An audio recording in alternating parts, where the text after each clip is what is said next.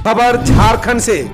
बेरमो व दुमका में मतदान संपन्न। दुमका में 65.27% तो बेरमो में 60.20% वोटिंग। झारखंड में बेरमो व दुमका विधानसभा उपचुनाव के लिए मतदान संपन्न हो गया। दुमका में 65.27% जबकि बेरमो में 60.20% वोटिंग हुई। इस दौरान कोरोना पर वोटरों का उत्साह भारी दिखा। कोरोना गाइडलाइंस का पालन कर मतदाताओं ने वोट किया। महिलाएं मतदान केंद्र पर पहुंचकर मतदान करती रही। युवा, दिव्यांग, बुजुर्ग वोटरों के उत्साह को देखने ही बना। दोनों सीटों पर मतदान शांतिपूर्ण संपन्न हुआ। 10 नवंबर 2020 को दोनों सीटों के लिए मतगणना होगी। छठ और दीपावली में झारखंड से होकर गुजरेंगी कई स्पेशल ट्रेनें। त्योहारी सीजन में ट्रेन में सफर करने वाले यात्रियों की संख्या बढ़ गई है। दीपावली और छठ पूजा से पहले ट्रेनों में 9 रूम की स्थिति बन गई है। Hyderabad Darbhanga express special train, Tata Chhapra express, Durg Patna express, लंबी दूरी की ट्रेनों में फेरों में कटौती की गई है। ऐसी स्थिति में दीपावली और छठ महापर्व पर अपने शहर एवं नगर जाने की तैयारी कर रहे लोगों में सीट को लेकर भय व्याप्त है। इन तीनों ट्रेन में यात्रियों के लिए बहुत ही महत्वपूर्ण मानी जाती है। चक्रधरपुर रेल मंडल के अंतर्गत झारखंड एवं ओडिशा में बिहार राज्य की काफी संख्या में लोग रहते हैं जो सूर्य उपासना का महापर्व छठ पूजा मनाने अपने घर जाते हैं। झारखंड के प्रतिभा भावन खिलाड़ियों को तराशने में सहयोग करें रेलवे मांडर, विधायक ने डीआरएस से कही। रांची जिला के अंतर्गत मांडर विधानसभा क्षेत्र के विधायक बंधु तिर्की ने दक्षिण पूर्व रेलवे रांची डिवीजन के मंडल रेल प्रबंधक से झारखंड के प्रतिभावान एवं भर्ती खिलाड़ियों को प्रोत्साहन देने की अपील की है। इस संबंध में श्री तिर्की ने पत्र लिखकर कहा कि अगर राज्य के प्रतिभावान खिलाड़ियों को रेलवे की और ट्रेनिंग की व्यवस्था की जाए तो कई दूर दराज के प्रतिभावान खिलाड़ी निखर कर हमारे बीच आएंगे। अब हाईटेक होगी झारखंड की अदालतें, जाने क्या क्या मिलेगी सुविधाएं। झारखंड की अदालतें से ई समन और ई वारंट जारी किए जाएंगे। संबंधित थानों को ईमेल से वारंट और समन भेज दिए जाएंगे। इससे इसका तामीला जल्द होगा और समय पर लोग कोर्ट में उपस्थित हो सकेंगे। अभी जमशेदपुर से इसकी शुरुआत हुई है और धीरे धीरे झारखंड के सभी अदालतों में इसे लागू कर दिया जाएगा। झारखंड पुलिस को एक बड़ी सफलता मिली है क्योंकि यूपी बिहार भेजा जा रहा 7 ट्रक कोयला जब्त हुआ। झारखंड के धनबाद में पुलिस ने तस्करी किए जा रहे कोयले की बड़ी खेप को बरामद किया है। पुलिस ने छापेमारी करते हुए 7 ट्रक कोयला जब्त किया है। ट्रक चालक और खलासी को भी हिरासत में लिया गया है जिनसे पूछताछ की जा रही है। पुलिस ने बताया कि कोयला बंगाल से जाकर यूपी और बिहार में भेजा जाना था।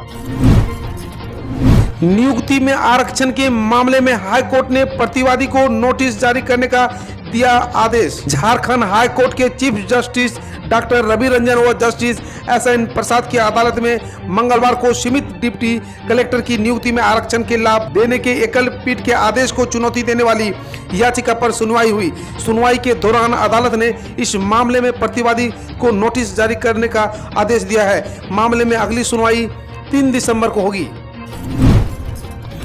उद्योग मंत्रालय ने एचईसी के कार्मिक निदेशक सहित कई अधिकारियों का इंक्रीमेंट रोका।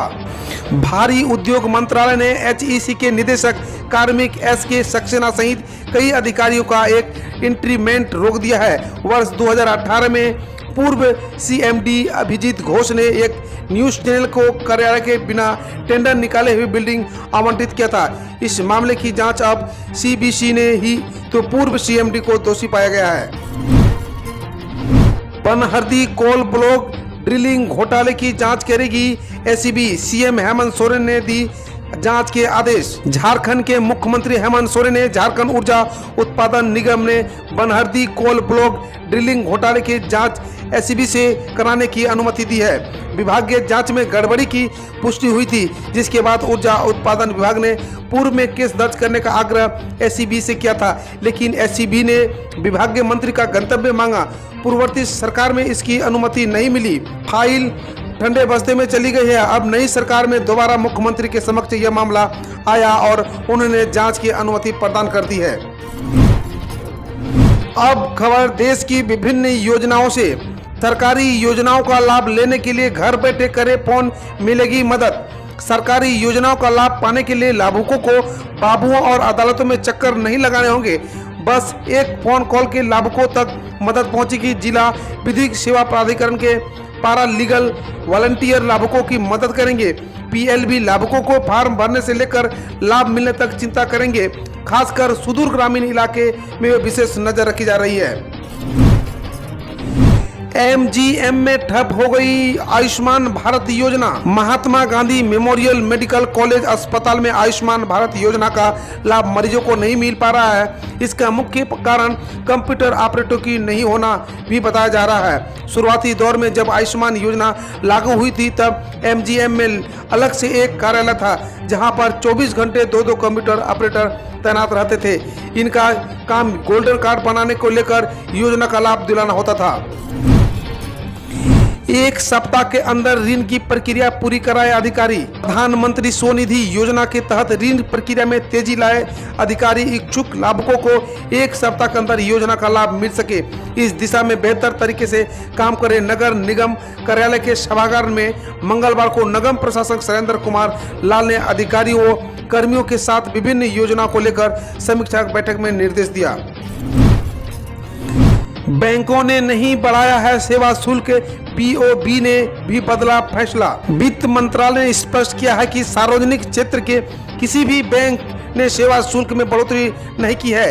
मंत्रालय ने मंगलवार को जारी बयान में कहा कि सार्वजनिक क्षेत्र के किसी भी बैंक ने सेवा शुल्क नहीं बढ़ाया है। यहां तक कि बैंक ऑफ बड़ौदा ने एक बैंक खाते में प्रत्येक महीने में निःशुल्क नकद जमा लेन देन से संबंधित बदलाव को भी वापस लेने का फैसला किया है।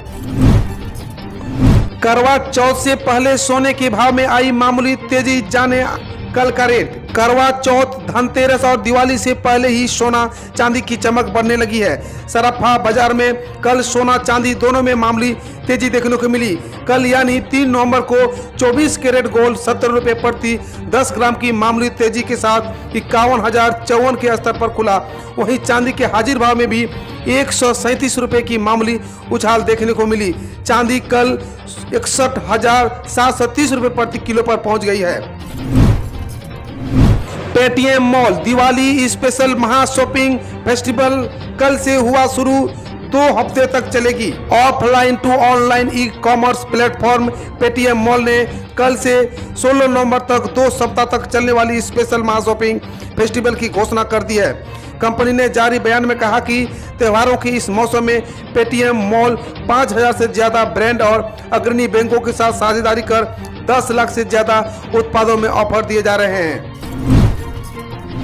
दिवाली से पहले सस्ता हुआ काजू बादाम, जाने बाजार में क्या चल रहा है रेट। दिल्ली के आसपास डिमांड बढ़ने से ड्राई फ्रूट के बाजार में सबसे ज्यादा रौनक रहती है। इस बार कोरोना लॉकडाउन का असर मावा बाजार में नजर आया। यही कारण है कि त्योहारों पास आने के साथ इनकी कीमतें कमी आई है। 15 दिन पहले बादाम 520 रुपये से 580 रुपये किलो पर बिक रहा था, लेकिन अब 500 से 550 रुपये किलो के भाव से बाजार में बिक रहा है। काजू 15 दिन पहले काजू 660 से 710 रुपये किलो पर था, अब 635 से 700 रुपये किलो बिक रहा है। किशमिश का रेट 15 दिन पहले 200 से 230 रुपये था, अब इसमें 15 रुपये तक की कमी आई है। पिस्ता के भाव जाने। पिस्ते के भाव 1150 रुपये से 1170 रुपये किलो के बीच था, जो अब कम हो गया है। अखरोट का भाव 750 से 700 रुपये चल रहा है। अब खबर देश दुनिया से। 13 साल बाद यूएस, जापान, ऑस्ट्रेलिया की नौसेना के साथ समंदर में उतरा भारत। चीन की बड़ी बेचैनी। भारत, अमेरिका, जापान और ऑस्ट्रेलिया की चौकड़ी ने मंगलवार की बंगाल की खाड़ी में मालाबार महा नौसैनिक अभ्यास शुरू किया। 13 साल बाद चारों देशों की नौसेनाएं पहली बार किसी महान नौसैनिक अभ्यास में एक साथ हिस्सा ले रही है। इसे हिंद प्रशांत क्षेत्र में विस्तारवादी चीन के लिए बड़ा संदेश माना जा रहा है। दूसरी तरफ चीन को मालाबार अभ्यास के उद्देश्य के बारे में संदेह है। उसे लगता है कि यह वार्षिक अभ्यास हिंद प्रशांत क्षेत्र में उसके प्रभाव को नियंत्रित करने का प्रयास है।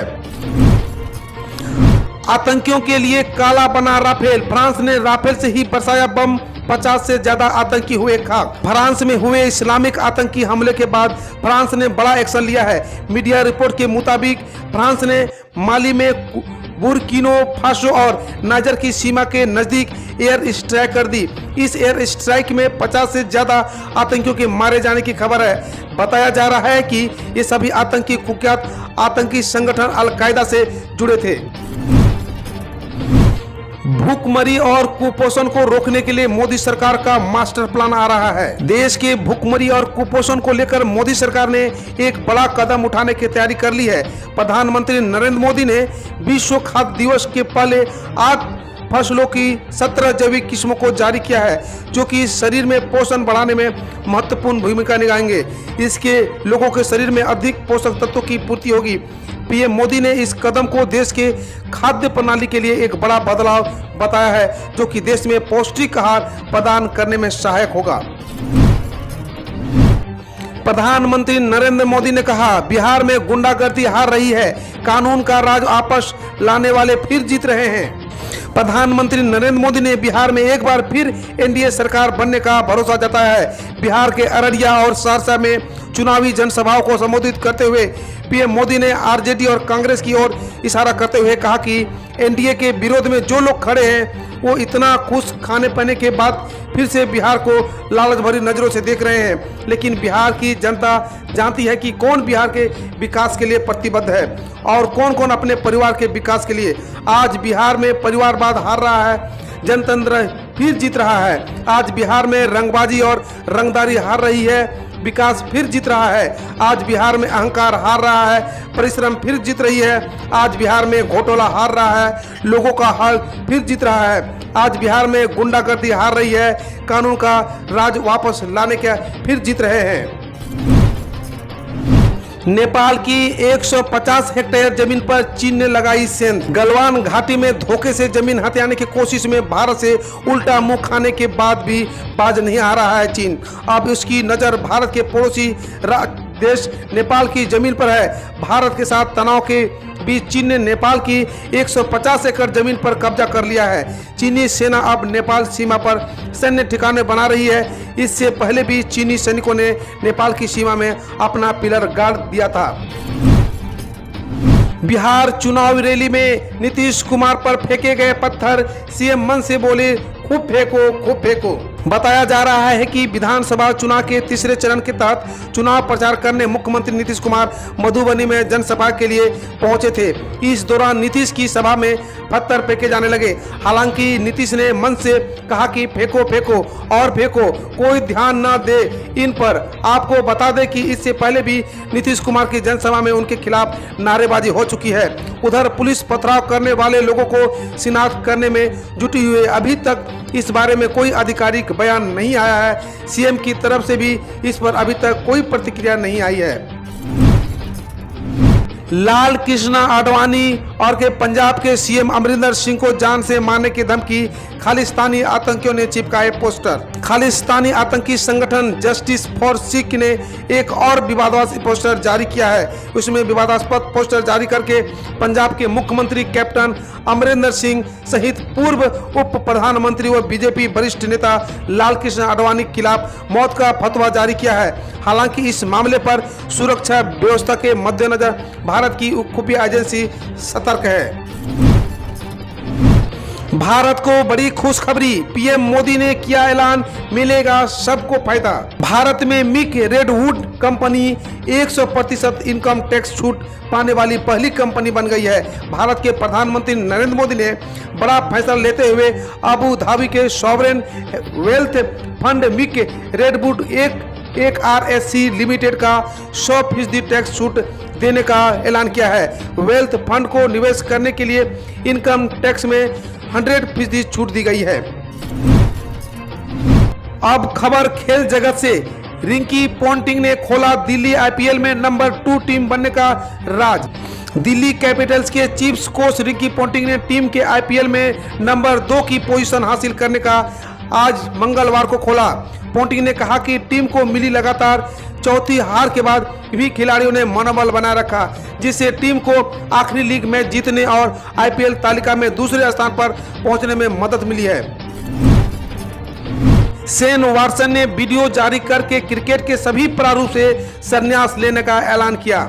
ऑस्ट्रेलिया के पूर्व ऑलराउंडर और चेन्नई सुपर किंग्स की सलामी बल्लेबाज शेन वाटसन ने मंगलवार को क्रिकेट के सभी प्रारूप से संन्यास ले लिया है।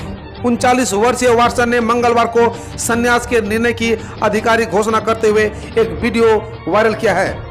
हम रोज ऐसे ही न्यूज लाते रहेंगे, तो यदि आपने अभी तक क्लीन न्यूज को सब्सक्राइब नहीं किया है तो पहले फटाफट सब्सक्राइब कर लें, साथ ही बेल आइकन को दबा दें ताकि कोई अपडेट मिस ना हो।